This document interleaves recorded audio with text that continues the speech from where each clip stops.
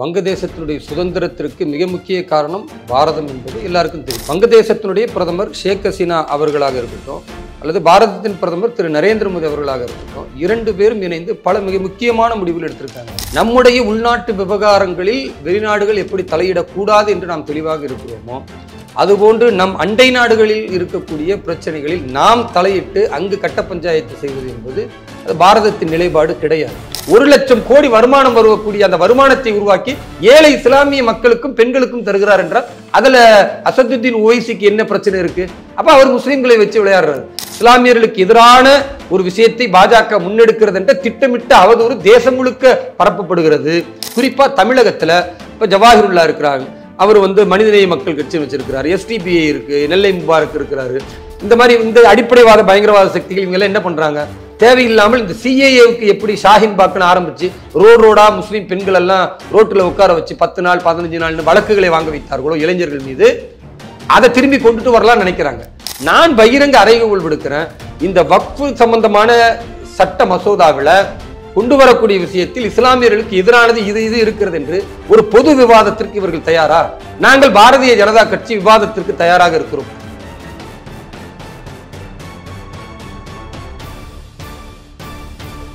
ஜாம்பவான் நேயர்களுக்கு பிரபாகரனின் அன்பு வணக்கம். இன்றைய அரசியல் அரங்கம் நிகழ்ச்சியில் நம்மோடு இணைந்திருக்கக்கூடிய சிறப்பு விருந்தினர் பாரதிய ஜனதா கட்சியினுடைய தேசிய சிறுபான்மை பிரிவு செயலாளர் திரு வேலூர் இப்ராஹிம் அவர்கள். வணக்கம் சார். வாழ்க வளமுடன். உலக அளவிலேயே ஒரு பெரிய பேசுபொருள் அப்படின்னு சொன்னா வங்கதேசத்துல நடைபெற்று இருக்கக்கூடிய இந்த சம்பவம் தான். இந்த நாட்டினுடைய பிரதமர்கள் இந்தியா வந்திருக்காங்க. இருவேறு தரப்பு கருத்துக்கள் இருக்கு சார். ஆனா பிராக்டிக்கலா வங்கதேசத்துல இப்போ அவங்க வந்த பிறகு என்ன நடந்துகிட்டு இருக்கு சார்? வங்கதேசம் என்பது நீண்ட காலமாகவே பாரதத்தின் நட்பு நாடாக இருக்கிறது. வங்கதேசத்தினுடைய சுதந்திரத்திற்கு மிக முக்கிய காரணம் பாரதம் என்பது எல்லாருக்கும் தெரியும். அன்றைக்கு பாகிஸ்தானில் இருக்கக்கூடிய இஸ்லாமியர்கள் வங்கதேசத்தினுடைய இஸ்லாமியர்களை ஒரு சிறுமைப்படுத்தி அவர்களுக்கான முறையான உதவிகளை வழங்காத பொழுது மிகப்பெரிய பிரச்சனை ஏற்பட்டு பிறகு வங்கதேசம் என்று உருவானது. அதில் அன்றைய பாரதத்தினுடைய ஆட்சியாளர்கள் மிக முக்கிய பங்கு வகித்தார்கள். கடந்த 10 ஆண்டுகளாக வங்கதேசத்தினுடைய பிரதமர் ஷேக் ஹசீனா அவர்களாக இருக்கட்டும் அல்லது பாரதத்தின் பிரதமர் திரு நரேந்திர மோடி அவர்களாக இருக்கட்டும், இரண்டு பேரும் இணைந்து பல மிக முக்கியமான முடிவுகள் எடுத்திருக்காங்க. எல்லை பிரச்சனை நீண்ட கால தீர்வு இல்லாமல் இருந்தது, அதற்கு தீர்வு காணப்பட்டிருக்கு. அதேமாரி இரண்டு புறத்திலுமே வணிக நோக்கத்திற்காக அந்த பயணங்கள் மிகவும் எளிமைப்படுத்தப்பட்டிருக்கு. ஊடுருவல் சம்பந்தமான விஷயங்களில் கூட இங்கு கடுமையான அந்த ஊடுருவல் தடை சட்டம் கொண்டு வரும் பொழுது அதை வங்கதேசத்தினுடைய பிரதமர் ஷேக் ஹசீனா அவர்கள் ஆதரித்தார்கள். ஸோ இதெல்லாம் பார்க்கும் பொழுது மிகச்சிறந்த நட்பு நாடாக இரண்டும் மாறி இருக்கிறது. 3வது முறை பாரதத்தின் பிரதமர் திரு நரேந்திர மோடி அவர்கள் பதவியேற்கும் பொழுது சிறப்பு அழைப்பாளராக திரு ஷேக் ஹசீனா அவர்கள் இங்கே கலந்துக்கிட்டாங்க. அந்த நாட்டின் பிரதமராகவும் அந்த நாட்டு மக்களின் அடையாளமாகவும் கலந்துக்கிட்டு வாழ்த்து தெரிவித்தாங்க. ஸோ இவ்வளவு நட்பு நாடாக இருப்பதை பாகிஸ்தான் எப்படி பொறுத்துக்கொள்ளும்? சீனா எப்படி பொறுத்துக்கொள்ளும்? ஏன்னா பாரதம் இன்றைக்கு வளர்ச்சி மிகுந்து செல்லும் பொழுது ரெண்டு நாடோட சதி இருக்கும். கண்டிப்பா 100% இருக்கு. இன்றைக்கு உலகத்தில் உள்ள மிக பெரும்பாலான நாடுகளின் அரசியல் ஆலோசகர்கள் எல்லோருமே இந்த செய்தியை சொல்றாங்க. அதாவது சீனாவும் பாகிஸ்தானுக்கும் ஒரே நோக்கம், பாரத தேசம் என்பது ஒரு வளர்ச்சி அடைந்த நாடாக வரக்கூடாது. அதை எல்லா விதத்திலும் பயங்கரவாதத்தால் பொருளாதாரத்தை சுருக்குவதன் மூலமாக குறைக்கணும்னு அவங்க நினச்சிக்கிட்டே இருக்கிறாங்க. அதற்காக நிறைய முன்னெடுப்புகள் இருக்காங்க. ஆப்பு கொண்டு அதன் மூலமாக பொருளாதார பின்னடைவை கொண்டு வரணும்னு நினச்சாங்க. பாரத பிரதமர் அதை தடை செய்தார். அதே மாதிரி சீனாவிலிருந்து தான் அதிகபட்ச பொருட்கள் இறக்குமதி ஆச்சு. அந்த இறக்குமதி பொருட்களை பெருமளவுக்கு குறைத்து விட்டு நம்ம பாரதத்தினுடைய பொருட்களை தான் அதிகமாக விற்பனை செய்ய வேண்டும், ஆத்ம நிர்பர் பாரத் அப்படின்னு கொண்டு அந்த திட்டத்தை முன்னிலைப்படுத்தினதாக இருக்கட்டும். அதே மாதிரி பாகிஸ்தானிலிருந்து வரக்கூடிய பயங்கரவாத சக்திகளுடைய அந்த தாக்குதலை முழுமையாக கண்ட்ரோல் பண்ணது. இப்படி நீங்கள் ஒவ்வொரு விஷயத்தையும் எடுத்துக்கிட்டால் இது மிகப்பெரிய தலைவலியை பாகிஸ்தானுக்கும் சீனாவுக்கும் கொடுத்தது. இந்த நிலையில் ஆசியாவிலே நாங்கள் தான் சர்வாதிகாரத்தின் உச்சம் என்று நாங்கள் தான் மிகப்பெரிய பலம் உள்ளவர்கள் காட்டிய சீனாவை தாண்டி இன்றைக்கு பாரதம் வளர்ந்து கொண்டிருக்கும் பொழுது பக்கத்தில் இருக்கக்கூடிய நாடுகள் எல்லாவற்றையுமே எதிரி நாடுகளாக மாற்ற வேண்டும் என்று முயற்சி செய்கிறார்கள். அது நேபாளாக இருக்கட்டும், கீழே இருக்கிற இலங்கையாக இருக்கட்டும், அல்லது பக்கத்தில் இருக்கிற மியான்மராக இருக்கட்டும், இந்த பக்கத்தில் இருக்கிற வங்கதேசமாக இருக்கட்டும், இவர்கள் எல்லோரையுமே ஒரு எதிரி நாடு போன்ற மனநிலைக்கு மாற்றினால் எல்லா தரப்பிலும் அவர்களுக்கு பிரச்சனையை தர முடியும். பாரதம் வந்து ஒரு பொருளாதார முன்னேற்றத்துக்கு செல்லாது என்பதுதான் இவர்களுடைய எண்ணம். ஒருவேளை நீங்க சொல்ற அந்த எண்ணம் சக்சஸ் ஆயிருந்தா அது வெளியுறவு துறையினுடைய ஒரு தோல்விதான் அப்படின்னு எதிர்க்கட்சிகள் சார்ந்தவர்களும் பல அரசியல் விமர்சகர்களும் சொல்றாங்க. அதாவது குற்றச்சாட்டு எது வேண்டுமானாலும் சொல்லலாம். ஒவ்வொரு நாட்டுக்குள்ள புகுந்து அந்த நாட்டிற்குள்ள அரசியலை நாம் கையில் எடுக்கல. இதுக்கு முன்னாலேயும் அப்படி எடுத்தது கிடையாது. அது பாரதத்தினுடைய நேச்சர் கிடையாது. நம்முடைய உள்நாட்டு விவகாரங்களில் வெளிநாடுகள் எப்படி தலையிடக்கூடாது என்று நாம் தெளிவாக இருக்கிறோமோ, அதுபோன்று நம் அண்டை நாடுகளில் இருக்கக்கூடிய பிரச்சனைகளில் நாம் தலையிட்டு அங்கு கட்ட பஞ்சாயத்து செய்வது என்பது அது பாரதத்தின் நிலைப்பாடு கிடையாது. அடிப்படையில் வங்கதேசத்தை பொறுத்த வரைக்கும் ஏற்பட்டிருக்கிற பிரச்சனை என்பது ஆட்சி மாற்றம் அப்படின்னு தான் இங்கே மிகப்பெரிய அளவுக்கு இன்றைக்கு பேசப்படுது. ஆனால் உண்மையாகவே அந்த போராட்டம் மாணவர்களால் ஆரம்பிக்கப்படும் பொழுது இடஒதுக்கீட்டுக்கான போராட்டமாக இருந்தது. சுதந்திர போராட்ட வீரர்களுக்கு கொடுக்கப்பட்ட அதிகபட்ச இடஒதுக்கீடு என்பதை ஏற்றுக்கொள்ள முடியாது. அப்ப இடஒதுக்கீடு வந்து இதை நாங்கள் எதிர்க்கிறோம் அப்படிதான் வந்து போராட்டம் ஒருதலை பட்சமாக இருக்கு. ஆனா அந்த போராட்டம் மெல்ல மெல்ல எப்படி வந்து மாறியது என்றால் மிகப்பெரிய கலவரமாக, அதாவது ஆட்சியாளர்களை, காவல்துறையினரை, அரசனுடைய சொத்துக்களை சேதப்படுத்தி அது ஒரு மிகப்பெரிய சட்டவிரோத போராட்டமாக மாறுகிறது. இப்போ இராணுவமும் காவல்துறையும் தடுக்கக்கூடிய நேரத்தில் ரெண்டு பக்கமுமே உயிரிழப்பு ஏற்படுகிறது. இந்த உயிரிழப்பு தொடரக்கூடிய நேரத்தில் தான் அந்நிய சதிகளாக இருக்கக்கூடிய பாகிஸ்தானும் சீனாவும் அவருடைய மறைமுகத்தினுடைய அந்த எல்லா வலிமையையும் பயன்படுத்தி மாணவர்களுடைய அந்த போராட்டத்தை திசை திருப்பி ஆட்சி மாற்றத்திற்கான போராட்டமாக அதை கையில் எடுக்கப்படுகிறது.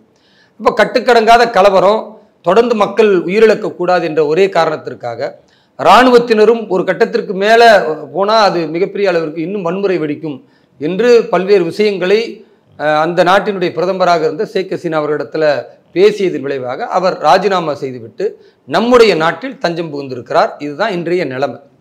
இதில் வருத்தத்திற்குரிய விஷயம் என்ன அப்படின்னு பார்த்தீங்கன்னா, ஒன்று, இடஒதுக்கீடு என்ற பெயரில் ஆரம்பித்து அது வன்முறைக்களமாக மாறி அந்நிய நாட்டு சதிகளுக்கு வங்கதேசம் இன்றைக்கு பலியாகி இருக்கிறது என்றால், எப்படி பாகிஸ்தான் வந்து இன்றைக்கு பொருளாதாரத்தில் மிகவும் பின்தங்கி போய் வளர்ச்சியே இல்லாமல் உலக நாடுகளில் வங்கியில் கடன் கூட கொடுக்க முடியாமல் இன்றைக்கு கையேந்தக்கூடிய நிலைமை. அதற்கு காரணம் அவர்கள் வளர்ச்சியை பேசல, தீவிரவாதத்தை மட்டும் பேசினாங்க.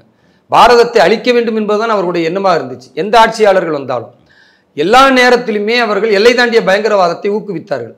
அதனால் அவர்கள் இன்றைக்கு வறுமையில் வாடிக்கொண்டிருக்கிறார்கள். உலக வங்கிக்கு கொடுத்த கடனை வட்டியை கூட திருப்பி கொடுக்க முடியல. இதுதான் அவர்களுடைய நிலைமை. ஆனால் வங்கதேசம் அப்படி கிடையாது. கடந்த 10-15 ஆண்டுகளில் ஷேக் ஹசீனா அவர்களுடைய அற்புதமான ஆட்சியில் நல்ல முன்னேற்றம் இருந்து கொண்டு இருக்கும் பொழுது, அது பாரதத்தோடு இணைப்போடு இருக்கும்போது நிறைய உதவிகளை பாரத பிரதமர் திரு நரேந்திர மோடி அவர்கள் கடந்த 10 ஆண்டுகளில் செய்து மிகச்சிறந்த வளர்ச்சிக்குரிய ஒரு நாடாக வங்கதேசம் உருவாகி கொண்டிருக்கும் பொழுது, இதை பாகிஸ்தானும் சீனாவும் பொறுக்க முடியாமல் எப்படியாவது அந்த நாட்டை வீழ்ச்சி பாதையில், மதவெறி பாதையில், அடிப்படைவாதிய சக்திகளின் கையில் தர வேண்டும் என்பதற்காக இது நடந்தது. அதனுடைய விளைவு என்ன பாருங்க. பெரும்பாலான இந்து கோவில்கள் இடிக்கப்படக்கூடிய காட்சிகளை நாம் பார்க்குறோம். இஸ்கான் என்று சொல்லக்கூடிய இந்து மதத்தினுடைய ஒரு பிரிவினர் வணங்கக்கூடிய வழிபாட்டு தலங்கள் இருக்கு, அதெல்லாம் இடித்து தரைமட்டமாக இருக்கக்கூடிய காட்சியை பார்க்குறோம். அப்போ இது எதை சொல்லுகிறது என்றால், இத்தனை ஆண்டு காலம் ஷேக் ஹசீனா அவர்களுடைய ஆட்சியில் இந்துக்கள் பாதுகாப்பாக இருக்காங்க. அங்கு உள்ள சிறுபான்மை இந்துக்கள் வந்து எல்லா வழிபாட்டிலையுமே எல்லா கொண்டாட்டங்கள்லையுமே ரொம்ப சந்தோஷமாக இருந்த நிலை மாறி, அதாவது இடஒதுக்கீடு என்ற நிலை மாறி, ஆட்சி மாற்றம் என்ற நிலை மாறி இன்றைக்கு சிறுபான்மை இந்துக்கள் பாதிக்கப்படுகிறார்கள் என்ற நிலைக்கு வரும் பொழுது, அப்போ இது வந்து ஒரு ஆபத்தான ஒரு சூழலாக இருக்கிறது. அங்கே இருக்கக்கூடிய இந்து மக்களை காப்பாற்ற வேண்டிய பொறுப்பு மத்திய அரசுக்கு இருக்கிறது. அதனால மத்திய அரசு இது சம்பந்தமாக 2 முறை பாரத பிரதமர் திரு நரேந்திர மோடி அவர்கள் தலைமையில் ஆலோசனையும் நடைபெற்றிருக்கு. அதற்கு அடுத்து நீங்கள் பார்த்தீங்கன்னா, இதை இந்தியாவில் இருக்கக்கூடிய எல்லா இஸ்லாமிய அமைப்புகளும் கடுமையாக கண்டனம் தெரிவிச்சிருக்கணும். ஆனால் எனக்கு தெரிந்த ஒரு சில அமைப்புகளை தவிர பெரும்பான்மை அமைப்புகள் யாரெல்லாம் இந்த பாரதிய ஜனதா கட்சி தலைமையிலான மத்திய அரசு இப்பொழுது வக்ஃபுக்கான புதிய மசோதாக்களை கொண்டு வருகிறதோ அதற்கு எதிர்ப்பு தெரிவித்த, அது இந்தி கூட்டணியினுடைய கட்சிகளாக இருக்கட்டும், இஸ்லாமிய அமைப்புகளாக இருக்கட்டும், நம் அண்டை நாட்டில் நம்முடைய தொப்புள் குடி உறவுகளான இந்து சகோதரர்களுடைய ஆலயங்கள் இடிக்கப்படுகிறது, அவர்கள் தாக்கப்படுகிறார்கள் என்றால் இங்கிருந்து தங்களுடைய குரலை எழுப்பி இருக்கணுமா இல்லையா?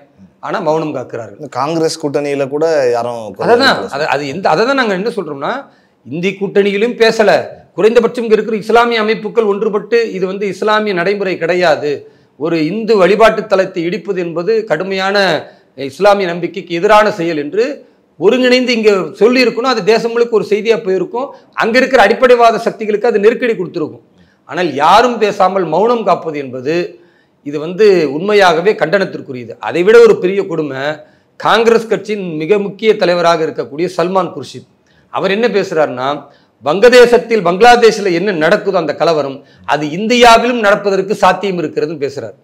அப்போ இந்தியாவில் நடப்பதற்கு சாத்தியம்னா வங்கதேசத்தில் எப்படி சீனாவும் பாகிஸ்தானும் அவர்களுடைய ஆட்களை வைத்து ஒரு மிகப்பெரிய மாணவர்களை மூலச்செலவை செய்து இன்னைக்கு நாடே நிம்மதியற்று போயிருக்கிறதோ, அரசு சொத்துக்கள் சூறையாடப்பட்டு இருக்கிறதோ, ஒரு நாட்டினுடைய பொருளாதாரம் வீழ்ச்சி அடைந்திருக்கிறதோ, அது மாதிரி இங்க நடக்கணும்னு ஒரு காங்கிரஸுடைய முக்கிய தலைவர் விரும்புகிறார் அப்படின்னா, அதை பொதுவெளியில பேசுகிறார் அப்படின்னா, நீங்க யோசிச்சு பாருங்க, காங்கிரஸ் கட்சிக்கும் இந்த தேசத்தின் வளர்ச்சிக்கும் ஏதாவது சம்பந்தம் இருக்கா? அவர்கள் எப்படியாவது கலவரத்தை ஏற்படுத்தி இந்து முஸ்லீம் மத்தியில் அங்கே எப்படி பிரச்சனை இருக்கோ அந்த மாதிரி இங்கே பிரச்சனை ஏற்படுத்தி அதன் மூலம் குளிர்காய்ந்து மோடி அரசை வீழ்த்தி விடலாம் என்று நினைக்கிறார்கள். இதுதான் அவர்களுடைய கடைசி ஆயுதம். ஏன்னா ஜனநாயகத்தின் அடிப்படையில் அவர்களால் வீழ்த்த முடியல. எத்தனை பொய்களை எடுத்து சொன்னாலும் வீழ்த்த முடியல. மக்களுக்கு நாங்கள் அதை செய்கிறோம் இதை செய்கிறோம் என்று ராகுல் காந்தி உள்ளிட்ட எல்லா இந்தி கூட்டணி தலைவர்கள் பேசினாலும் மக்கள் ஏமாற தயாரில்லை. மீண்டும் திரு நரேந்திர மோடி அவர்களுடைய ஆட்சி தொடருகிறது என்னும் பொழுது எப்படி வங்கதேசத்தில் ஒரு கலவரத்தை உருவாக்கி பாகிஸ்தான் சீன சதியால் அந்த நாடு இன்றைக்கு அமைதியற்று இருக்கிறதோ அப்படி இங்கு இருக்க வேண்டும் என்று காங்கிரசினுடைய தலைவர் சல்மான் குர்ஷித் பேசுகிறார். அதை எதிர்ப்பதற்கு எந்த காங்கிரஸ் தலைவருக்கும் வக்கு இல்லை. எல்லோரும் மௌனம் காக்கிறார்கள் என்றால் அப்ப மௌனம் சம்மதத்திற்கு அறிகுறி தான் எல்லாருமே எடுத்துக்குவாங்க. இது ஒரு ஆபத்தான செயல். இந்த தேசத்தின் பிரிவினைக்கு எப்படி காங்கிரஸ் ஆயத்தமாக இருந்ததோ, ஜவஹர்லால் நேரு உள்ளிட்ட அன்றைய தலைவர்கள் பாரத தாயின் கரங்களை வெட்டுவதை போன்று இந்த தேசத்தை மதத்தின் அடிப்படையில் இந்தியா என்றும் பாகிஸ்தான் என்றும் பிரித்தார்களோ, அதே போன்று வங்கதேசத்தில் நடப்பதுதான் இங்கும் நடக்க வேண்டும் என்று கலவரத்தை எதிர்பார்க்கக்கூடியவர்களுக்கு பாரதிய ஜனதா கட்சி சவால் விடுகிறது. இந்த பாரதத்தில் சிறுபான்மை மக்களும் பெரும்பான்மை மக்களும் ஒன்றிணைந்து வளர்ச்சி மிகுந்த பாரதமாக விக்ஷித் பாரத் என்ற பிரதமரின் அந்த எண்ணத்தை நாங்கள் 2047 கொண்டு போய் உலகின் குருவாக பாரதத்தை உருவாக்குவோமே தவிர கலவரங்களோ பிரச்சனைகளோ இங்கு ஏற்படாது. அப்படி ஏற்பட யார் நினைத்தாலும் முயற்சி செய்தாலும் இரும்பு கரம் கொண்டு மோடி அரசு அதை தடுக்கும், நடவடிக்கை எடுக்கும் என்பதில் உறுதியாக இருக்கிறோம். ஆனால் வங்கதேசத்தில் அமைதி நிலவ வேண்டும் என்று நாங்கள் பிரார்த்தனை செய்கிறோம். அங்குள்ள இந்துக்கள் பாதுகாக்கப்பட வேண்டும், சிறுபான்மை மக்களாக இருக்கக்கூடிய இந்துக்களுடைய வழிபாட்டு தலங்கள் பாதுகாக்கப்பட வேண்டும் என்று பாரதிய ஜனதா கட்சியும் அறிக்கை விடுத்திருக்கிறது. மத்திய அரசும் அதற்கான முன்னெடுப்புகளை செய்கிறது. நிச்சயமாக அமைதி திரும்ப வேண்டும். மீண்டும் வரக்கூடிய ஆட்சியாளர்கள் நம்மோடு நட்பு நாடாக இருக்க வேண்டும் என்றுதான் இந்தியாவுடைய எதிர்பார்ப்பு. பொறுத்திருந்து பார்ப்போம். வகுப்பு வாரிய சட்டம் கொண்டு வருகிறது மத்திய அரசு. ஆனால் எதிர்க்கட்சிகள்லாம் அதை எதிர்க்கட்சிகள்னால எதிர்க்க தான், அது இவங்க கொஞ்சம் உக்கிரமாகவே எதிர்க்கிறாங்க, எதிர்க்க தொடங்கி இருக்கிறார்கள். அந்த சட்டத்தில் என்னெல்லாம் சொல்லப்பட்டிருக்கிறது, ஏன் இவர்களை அதை எதிர்க்கிறாங்க? வக்ஃபு சட்டத்தை பொறுத்த வரைக்கும் அது 1913 ஆங்கிலேயர்களாலே உருவாக்கப்பட்டது. பிறகு 1923 மறும தாக்கல் செய்யப்பட்டு அது சீரமைக்கப்பட்டது.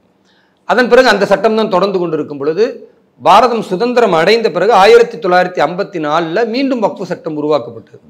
அதை சீரமைக்கிறோம் என்பதற்காகத்தான் 1995 காங்கிரஸுடைய ஆட்சியில் வக்ஃபு சட்டத்தை சீரமைத்தார்கள்.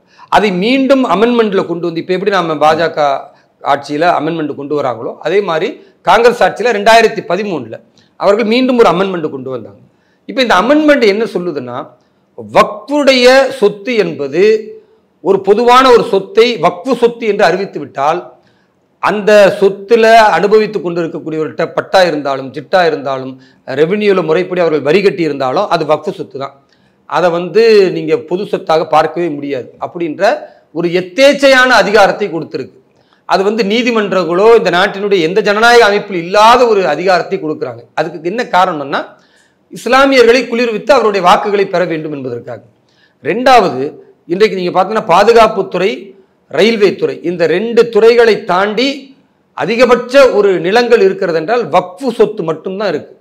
இது 9.5 லட்சம் ஏக்கர் பரப்பளவுக்கு இன்றைக்கு வக்ஃபு சொத்துக்கள் இந்த இந்தியா முழுக்க. அப்ப இவ்வளவு பெரிய சொத்துக்கள் நீங்க அளவீட்டில் இன்றைக்கு நில மதிப்பை பார்த்தீங்கன்னா 8.5 லட்சம் கோடியை தாண்டி அப்படின்னு தான் இன்னைக்கு அளவுகள் சொல்றாங்க. 8.5 லட்சம் கோடியை தாண்டி நில மதிப்பு இருக்கிறது. சாதாரணமாக அதுல வருவாய் வர வேண்டும் என்றால் 1.5 லட்சம் கோடி ரூபாய் வரணும். ஒரு வருஷத்துக்கு 1.5 லட்சம் கோடி ரூபாய் வருமானம் வரணும். இந்த 1.5 லட்சம் கோடி ரூபாய் வந்துச்சுன்னா இஸ்லாமிய மக்களுக்கான கல்விக்கு, இஸ்லாமிய மக்களுடைய பொருளாதார முன்னேற்றத்திற்கு, மதரசா கல்விக்கு, அதே மாதிரி மசூதி கட்டுவது, ஏழை விதவைகளுக்கு உதவி செய்வது, இந்த மாதிரியான நிறைய விஷயங்களுக்கு பண்ண முடியும். அரசின் மூலமாக, அந்த வக்ஃப் வாரியத்தின் மூலமாக பண்ண முடியும். அதுக்குத்தான் இஸ்லாமிய முன்னோர்கள் எல்லாம் அந்த நிலத்தை அர்ப்பணிச்சுட்டு போனாங்க இறைவனுக்காக அப்படின்னு சொல்லி இந்த காரியங்களுக்கு தான் செய்யணும். ஆனா 1.5 லட்சம் கோடி வருமானம் வரக்கூடிய சொத்து இன்றைக்கு வெறும் 200 கோடி தான் வருது. 1.5 லட்சம் கோடிக்கும் 200 கோடிக்கும் எத்தனை வித்தியாசம் இருக்கு? 1% கூட கிடையாது. அப்ப எங்க போகிறது என்றால், இன்றைக்கு ஒட்டுமொத்தமாக வக்ஃபு சொத்துக்கள் என்பது 70% மேலாக அரசியல்வாதிகள் கையில் இருக்கிறது. இப்போ இங்க தமிழகம்னா, தமிழகத்துல திமுக ஆட்சி செய்கிறது என்றால் திமுக ஒரு வக்ஃபு சேர்மனை இங்க தமிழகத்துல போடுவாங்க. திமுகவுடைய அமைச்சர்கள் ஆக்கிரமிப்பாங்க, எம்எல்ஏக்கள் ஆக்கிரமிப்பாங்க, திமுகவுடைய மாவட்ட செயலாளர் ஆக்கிரமிப்பாங்க, எல்லாரும் வக்ஃபு சொத்தை ஆக்கிரமிச்சு வச்சிருப்பாங்க. உதாரணத்திற்கு ஒரு ஏக்கர் 5 கோடி ரூபா போற இடத்த 500 ரூபா வாடகைக்குன்னு சொல்லி 99 வருஷத்துக்கு அவங்க நிலத்தை போட்டு கையில் வைத்திருப்பார்கள். அல்லது நாங்க இந்த இடத்த கொடுத்துட்றோம். உதாரணத்துக்கு திருச்சியில் இருக்கிற அறிவாலயம், இது யாருடைய சொத்து நீங்க போய் கேளுங்க, அப்ப அன்னைக்கு தெரியும். இந்த மாதிரி நிறைய இடங்கள் வக்ஃபு சொத்துக்களை ஆக்கிரமித்து வைத்திருக்கக்கூடிய சூழல்ல அதுக்கு ஒரு குறைந்த நில மதிப்பீட்டை போட்டு அபகரிக்கும் பொழுது எதற்காக இஸ்லாமிய மக்கள் பயனடைய வேண்டும் என்று அந்த சொத்துக்களை இஸ்லாமிய முன்னோர்கள் கொடுத்து விட்டு சென்றார்களோ அந்த நினைப்பு, அந்த எதிர்பார்ப்பு இன்றைக்கு நாசமாக்கப்பட்டு விட்டது. அப்போ 1.5 லட்சம் கோடிக்கு 200 கோடி வரதுக்கு காரணம், இந்த வக்ஃபினுடைய சேர்மன் வரக்கூடியவர்கள் எல்லாம் அந்தந்த ஆளுங்கட்சியால் நியமிக்கப்படுகிறார்கள். அப்படி நியமிக்கப்படும் பொழுது ஆளுங்கட்சிக்கு சாதகமாக இவர்களும் கொஞ்சம் அனுபவிக்கணும், ஆளுங்கட்சிக்கும் அள்ளி கொடுக்கணும்னு முஸ்லீம்களுடைய சொத்துக்கள் போவதனால வக்ஃபு சொத்தினால் இஸ்லாமியர்களுக்கு எந்த பயனும் இல்லை. இதை பாரத பிரதமர் திரு நரேந்திர மோடி பார்த்துக்கிட்டு சும்மா இருக்க முடியாது. இவ்வளவு பெரிய சொத்து இஸ்லாமியர்கிட்ட இருக்கு, அதன் மூலம் இவ்வளவு பெரிய வருமானம் வருது. ஆனால் ஏழைகளுக்கு போகாம ஒரு குறிப்பிட்ட சில அரசியல்வாதிகளுக்கும் இந்த வக்ஃபு போர்டுன்னு வச்சுக்கிட்டு அதில் இருக்கிற சேர்மன், அதில் இருக்கிற நிர்வாகிகள் தான் கொள்ளையடிக்கிறார்கள் என்றால் இதை மாற்றி காட்டணும். அப்ப அதுக்கு ஒரு புதிய மசோதா கொண்டு வரணும். எப்படி கொண்டுட்டு வரணும்? இன்றைக்கு வக்ஃபு நிலம் என்று எது இருக்கிறதோ அது எல்லாவற்றையும் இன்றைய நில மதிப்பீட்டை மாவட்ட ஆட்சியர், ஜுடிஷியல் மேஜிஸ்ட்ரேட் அவருக்கு முன்னிலையில, நீதிமன்றத்தின் முன்னிலையில கணக்கீடு செய்து இந்த நிலத்திற்கு இவ்வளவுதான் மதிப்பு, அப்ப நீ 500 ரூபா 1000 ரூபா ஒரு 10 கோடி ரூபா சொத்துக்கு கொடுத்தா ஏற்க முடியாது என்று அவர் மேல வழக்கு போட முடியும். அந்த சொத்தை நாம திரும்ப வக்ஃப் போர்டுக்கு எடுத்து முறையான அமௌண்ட்டுக்கு கொடுக்க முடியும். அப்ப ஏழை முஸ்லீம்கள் பயனடைவார்கள். இது இந்த மசோதால கொண்டு வரப்போகுது. இதுல முஸ்லீம்களுக்கு சாதகமா பாதகமா? சாதகம் தான் இருக்கு. அதே மாதிரி பாத்தீங்கன்னா வக்ஃபு சொத்தை பொறுத்த வரைக்கும் இயல்பாகவே இஸ்லாமிய முன்னோர்கள் கொடுத்தாலும் ஒரு சில சொத்துக்களை இந்துக்கள் காலம் காலமாக பயன்படுத்துவதை கூட வக்ஃபு சொத்துன்னு வைத்திருக்கிறார்கள். அது பெரிய சர்ச்சையை 2 மதத்துக்கு மத்தியில் ஏற்படுத்துது. உதாரணத்துக்கு பார்த்தீங்கன்னா திருச்சிக்கு பக்கத்தில் இருக்கிற திருச்செந்துறை, அந்த இடத்துல நீங்க பார்த்தீர்கள் என்றால் ஒரு 1500 ஆண்டு கால கோவில் இருக்கிறது, 1000 ஆண்டு கால கோவில் இருக்கிறது. ஆனால் வக்ஃபு சொத்துன்னு இப்போ சமீபத்தில் அறிவிக்கை விடுத்து அந்த மக்கள்லாம் எதிர்த்து போராட ஆரம்பிச்சிட்டாங்க. அங்கே ஒரு இஸ்லாமியர் கூட கிடையாது. அப்போ எப்படி அது வக்ஃபு சொத்தாகும்? அப்ப தவறுதலாக வக்ஃபு சொத்து என்று பதிவிட்டு விட்டாலும் நீங்க நீதிமன்றத்துக்கு போக முடியாது, வக்ஃபுக்கு கோர்ட்டுக்கு தான் போகணும்னா இது எவ்வளவு பெரிய அநியாயம். அப்ப இது இந்து முஸ்லீம்களுக்கு மத்தியில் ஒரு பிரச்சனையும் பிரிவினையும் ஏற்படுத்தக்கூடாது என்றால் முறையா அந்த மாவட்ட ஆட்சியர், நீதித்துறையில் உள்ளவர்கள் எல்லாம் இந்த சொத்து யாருக்குடையது, யார் மூலமாக வந்தது, இது உண்மையாகவே வக்ஃபு சொத்தா, அப்படி இல்லை என்றால் அங்கு வசிக்கக்கூடிய அந்த மக்களுக்கு முறையாக பட்டா கொடுத்து இது வக்ஃபு சொத்து இல்லை என்று அறிவிக்க வேண்டும். இதை செய்யணுமா இல்லையா? இது நாட்டின் அமைதிக்கும் இங்க இருக்கக்கூடிய இந்துக்களுக்கும் இஸ்லாமியர்கள் மத்தியில் ஒருங்கிணைப்பை ஏற்படுத்தும். இது இஸ்லாமியர்களுக்கு நல்ல விஷயம்தான். காலம் காலமா இருக்கிற பிரச்சனையை தீர்க்காமல் இப்படியே புகைந்து கொண்டே இருந்தால் அது பாதிக்கப்படக்கூடிய மக்கள் கொந்தளிப்பை ஏற்படுத்தும் என்பதை பிரதமர் அவர்கள் புரிந்து கொண்டு இந்த மசோதாவை கொண்டு வருகிறார். இது வரவேற்கத்தக்க விஷயம். மூன்றாவதாக வக்ஃபு சொத்தை பொறுத்த வரைக்கும் பெண்கள் அதுல நிர்வாகிகளாக வரணும். குறைந்தபட்சம் ஒரு 2 பெண்களாவது அதுல இருக்கணும் என்பது மிக முக்கியமானது. அது மட்டுமல்லாம குறிப்பாக வேறு மதத்தை சார்ந்தவர் ஓரிருவர் இருக்கணும். ஏன்னா அது முழுக்க முழுக்க முஸ்லீம்களே இருக்கும் பொழுது ஒருவேளை அந்த சொத்திற்காக பாதிக்கப்பட்டு ஒரு சில இந்துக்கள் வந்தாலும் கூட அவங்க என்ன மனநிலை பார்ப்பாங்கன்னா, முஸ்லீம்கள்ட்டே போறோமே நம்ம இந்துக்கள் என்ற பார்வையில் அவர்கள் நம்மளை கொடுக்காம ஏமாத்திட்டா என்ன பண்றது அப்படின்ற நியாயம் வருமா? இவங்களுக்கான ஒரு பிரதிநிதித்துவம் வரும். அப்ப அதுல இருந்து ஒரு 2 ஹிந்து அந்த வக்ஃப் போர்டுல இருந்தாங்கன்னு வைங்க, அப்ப என்ன வரும்? சரி, இந்துக்களும் இருக்கிறாங்க, இஸ்லாமியர்களும் இருக்கிறாங்க, ஒட்டுமொத்தமா நம்மளை அப்படி ஏமாத்திட முடியாதுன்ட்டு அந்த நம்பிக்கை அந்த மக்களுக்கும் கொடுக்கணும். ஏன்னா இந்த நில விவகாரம் என்பது நீண்ட காலமாக இருக்கிறது. அப்ப அதையெல்லாம் கருத்தில் கொண்டு அந்த மசோதாவை கொண்டு வருவதற்கு திட்டமிடுறாங்க. இது அத்தனையுமே எதிர்கால பாரதத்தில் இந்துக்களும் இஸ்லாமியர்களும் மனநிறைவோடு பிரச்சனைகள் இல்லாமல் வளர்ச்சியை நோக்கி செல்ல வேண்டும் என்பதற்காக கொடுக்கப்பட்டதே தவிர இஸ்லாமியருடைய சொத்தை பிடுங்கி நாட்டுடைமை ஆக்க போறோம், இஸ்லாமியருடைய வக்ஃபு நிலங்களை பிடுங்கி மொத்தமா இந்துக்களுக்கு கொடுக்க போறோம் என்பது கிடையாது. ஆனா அகிலேஷ் யாதவ் என்ன சொல்றாருன்னா, இது இந்து முஸ்லிம்களுக்கு மத்தியில் பிரச்சனை ஏற்படுத்த பாஜக செய்கிறதுன்னு. அசதுத்தீன் ஓவைசி என்ன சொல்றாருன்னா, இவ்வளவு நிலங்களை பார்த்தால் பாஜகவிற்கு கண்களை உறுத்துகிறது. ஏன் இவ்வளவு காலம் உறுத்தாம இப்பதான் கண்ணை உறுத்தணுமா? சரி, அப்படி கண்ணை உறுத்தி எடுத்துட்டு போய் வேற யாருக்கும் கொடுக்குறாங்களா? அந்த நிலத்தை அளவீடு செய்து இன்னைக்கு என்ன ரேட்டோ அந்த மதிப்புல கொடுத்து 1,00,000 கோடி வருமானம் வரக்கூடிய அந்த வருமானத்தை உருவாக்கி ஏழை இஸ்லாமிய மக்களுக்கும் பெண்களுக்கும் தருகிறார் என்றால் அதுல அசதுத்தீன் ஓவைசிக்கு என்ன பிரச்சனை இருக்கு? அப்ப அவர் முஸ்லிம்களை வச்சு விளையாடுறாரு. அதே மாதிரி அகில இந்திய இஸ்லாமிய தனியார் சட்ட வாரியம் இருக்கிறது, அவங்களும் எதிர்ப்பு தெரிவிக்கிறாங்க. அப்ப இந்த எதிர்ப்பு மட்டும்தான் மக்களிடத்தில் போகிறதே தவிர இஸ்லாமியர்களுக்கு எதிரான ஒரு விஷயத்தை பாஜக முன்னெடுக்கிறது என்ற திட்டமிட்ட அவதூறு தேசம் முழுக்க பரப்பப்படுகிறது. ஊடகங்களும் இதை ஒரு சார்பாக பேசுகிறது. இப்ப நாங்க என்ன கோரிக்கை வைக்கிறோம்னா, குறிப்பா தமிழகத்துல இப்ப ஜவாஹிருல்லா இருக்கிறாங்க, அவர் மனிதநேய மக்கள் கட்சி வச்சிருக்கிறாரு, SDPI இருக்கு, நெல்லை முபாரக் இருக்கிறாரு. இந்த மாதிரி இந்த அடிப்படைவாத பயங்கரவாத சக்திகள் இவங்க எல்லாம் என்ன பண்றாங்க, தேவையில்லாமல் இந்த CAAவுக்கு எப்படி ஷாஹின் பாக்குன்னு ஆரம்பிச்சு ரோடா முஸ்லீம் பெண்கள் எல்லாம் ரோட்டில் உட்கார வச்சு 10 நாள் 15 நாள்னு வழக்குகளை வாங்க வைத்தார்களோ இளைஞர்கள் மீது, அதை திரும்பி கொண்டுட்டு வரலாம்னு நினைக்கிறாங்க. நான் பகிரங்க அறைகூவல் விடுக்கிறேன், இந்த வக்ஃபு சம்பந்தமான சட்ட மசோதாவில் கொண்டு வரக்கூடிய விஷயத்தில் இஸ்லாமியர்களுக்கு எதிரானது இது இருக்கிறது என்று ஒரு பொது விவாதத்திற்கு இவர்கள் தயாரா? நாங்கள் பாரதிய ஜனதா கட்சி விவாதத்திற்கு தயாராக இருக்கிறோம்.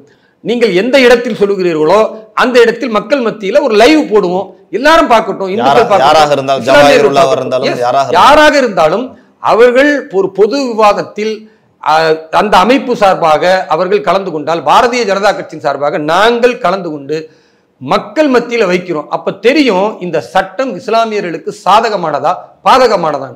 அப்ப திட்டமிட்டு மோடி அரசு எதை கொண்டு வந்தாலும் அது இஸ்லாமியர்களுக்கு எதிரானது என்று சொல்லக்கூடிய இவருடைய இரட்டை பச்சோந்தித்தனத்தையும் நயவஞ்சகத்தனத்தையும் முகத்தில் இருக்கக்கூடிய அந்த முகமூடியை கிழித்தெறிவதற்கு நாங்கள் தயாராக இருக்கிறோம். எதிர்க்கிற இஸ்லாமிய அமைப்புகளும் இந்தி கூட்டணி தலைவர்களும் தயாரா என்பதுதான் தமிழகத்திலிருந்து வேலூர் இப்ராஹிம் வைக்கக்கூடிய கேள்வி. சார், அதே மாதிரி சமீபத்தில் திமுகவினுடைய அமைச்சர்கள் அவர்கள் மீது நிறைய வழக்குகள் இருக்கு, நிறைய அமைச்சர்கள் மீது சொத்து குவிப்பு வழக்கு, ஊழல் வழக்கு நிறைய இருக்கு. அந்த வழக்குகளை எல்லாம் தொடர்ந்து விசாரிக்கணும், தினந்தோறும் விசாரிக்கணும் அப்படின்னு நீதிமன்றம் ஒரு உத்தரவை போட்டிருக்கிறது. இந்த விஷயத்தை நீங்க எப்படி பாக்குறீங்க? திமுகவை பொறுத்த வரைக்கும் கலைஞர் கருணாநிதி அவர்களிலிருந்து திரு ஸ்டாலின் அவர்களிலிருந்து இன்றைக்கு இருக்கக்கூடிய பொன்முடியாக இருக்கட்டும் அல்லது அமைச்சர் தங்கம் தென்னரசு, இன்னைக்கு KKSSR, அதுக்கு முன்னால் செந்தில் பாலாஜி, பிறகு கீதா ஜீவன், எல்லாரையும் நீங்கள் சொல்லிக்கிட்டே போகலாம். எந்த அமைச்சரை எடுத்தாலும் எல்லோரும் ஊழல்வாதிகளாக நீதிமன்றத்தில் வழக்குகள் உள்ளவர்களாகத்தான் இருக்கிறார்கள். அப்போ இப்படிப்பட்ட மக்கள் பணத்தை கொள்ளையடிக்கக்கூடிய கொள்ளை கூட்டத்தை தான் இன்னைக்கு தமிழக மக்கள் தேர்ந்தெடுத்து வைத்திருக்கிறார்கள் என்பது இது தமிழகத்திற்கான சாபக்கேடாக தான் நாங்கள் பார்க்குறோம். அதாவது பல கட்சிகள் பிரிந்திருக்கும் பொழுது சொல்லுவாங்களே, ஊர் 2 பட்டா கூத்தாடிக்கு கொண்டாட்டம், அந்த மாதிரி சில எதிர்க்கக்கூடிய கட்சிகள் பிரியும் பொழுது வாக்குகள் அவர்கள் குறைந்தபட்ச வாக்குகளில் வெற்றி பெற்றாலும் கூட தாங்கள் செய்வது நியாயம் என்பதை மீண்டும் மீண்டும் நிரூபிக்கிற ஒரு நிலையா இருக்கு. ஆனா ஒவ்வொரு முறையும் நீங்க பாருங்க, செந்தில் பாலாஜி கைதாக இருக்கட்டும், பொன்முடி அவர்கள் செம்மண் திருட்டில் கைதாக இருக்கட்டும், அல்லது இன்னைக்கு KKSSR தங்கம் தென்னரசு போன்றவர்களுடைய இந்த கைதாக இருக்கட்டும், இது எல்லாமே தங்களுடைய பலத்தை வைத்து எப்படியாவது நீதிமன்றத்தில் அதற்கேற்ற ரெக்கார்டுகளை உருவாக்கி இவர்கள் நீதிமன்றத்தில் நாங்கள் தவறு செய்யலை அப்படின்னு அக்யூட் ஆகி வெளியே வந்துடுறாங்க. ஆனால் இன்றைக்கு தானாக முன் அந்த வழக்கை எடுத்து விசாரித்து இது அத்தனையிலுமே குற்றச்செயல்களுக்கான முகாந்திரம் இருக்கிறது, KKSSR மீதும் தங்கம் தென்னரசு மீதும் குற்றச்செயல்களுக்கான முகாந்திரம் இருக்கிறது, அதை மீண்டும் விசாரிக்க வேண்டும், அதே கோர்ட்டில் விசாரிக்கணும், தினந்தோறும் விசாரிக்கணும், விரைவில் இது சம்பந்தமாக தீர்ப்பு வழங்கணும் அப்படின்னு நீதியரசர் ஆனந்த் வெங்கடேசன் அவர்கள் அறிவித்திருக்கிறார் என்றால் இது இந்த ஊழல்வாதிகளுக்கு கொடுத்திருக்கிற மிகப்பெரிய சாட்டையடி, திமுக ஆட்சிக்கு கொடுக்கப்பட்ட சாட்டையடி. திரும்ப திரும்ப திமுக அமைச்சர்கள் ஊழலில் கைது செய்யப்படுவதும் மீண்டும் வழக்குகள் தூசி தட்டப்பட்டு எடுக்கப்படுவதும் இவர்களுடைய அதிகார துஷ்பிரயோகம் அராஜகத்தின் மூலமாக கொள்ளையடித்த இத்தனை நடவடிக்கைகளுக்கும் விரைவில் தமிழக மக்கள் முடிவு கட்டப் போகிறார்கள் என்பதைத்தான் இந்த நீதிமன்றத்துடைய தீர்ப்பு பார்க்க முடிகிறது. விரைவில் இந்த விசாரணையில் இவர்கள் குற்றவாளிகள் என்று முடிவு செய்யப்பட்டால் நிச்சயமாக இவர்கள் அமைச்சர் பதவியும் பறிபோகும், இந்த ஆட்சி கட்டலும் மொத்தமாக பறிபோகும். அதுதான் 2026 நடக்கப் போகிறது. எங்களை பொறுத்தவரை நாங்கள் தொடர்ந்து சொல்லிக் கொண்டிருக்கிறோம், ஊழல் இல்லாத ஒரு ஆட்சியை தமிழகத்தில் உருவாக்க வேண்டும் என்றால் அது பாரதிய ஜனதா கட்சி தலைமையிலாகத்தான் முடியுமே தவிர வேறு யாராக இருந்தாலும் இவர்கள் மாறி மாறி மக்களை ஏமாற்றக்கூடியவர்கள், ஏமாற்றி இருக்கிறார்கள். இந்த தமிழகம் மிகப்பெரிய பின்னடைவில் சந்தித்துக் கொண்டிருக்கிறது. அதை மாற்ற வேண்டும் என்றால் தாமரைக்கு வாக்களியுங்கள் என்பதுதான் எங்களுடைய கோரிக்கையாக மக்களிடத்தில் இருக்கிறது. சார், பல தகவல்கள் சார். வங்கதேச பிரச்சனை தொடங்கி வக்பு சட்டம் மற்றும் இப்போ அமைச்சர்கள் மீதான இந்த வழக்கு அப்படின்னு நிறைய விஷயங்கள் எங்களோடு பகிர்ந்து கொண்டீர்கள். வேறொரு நிகழ்ச்சியில் உங்களை சந்திக்கிறேன் சார். நன்றி. நன்றி, வாழ்த்துக்கள்.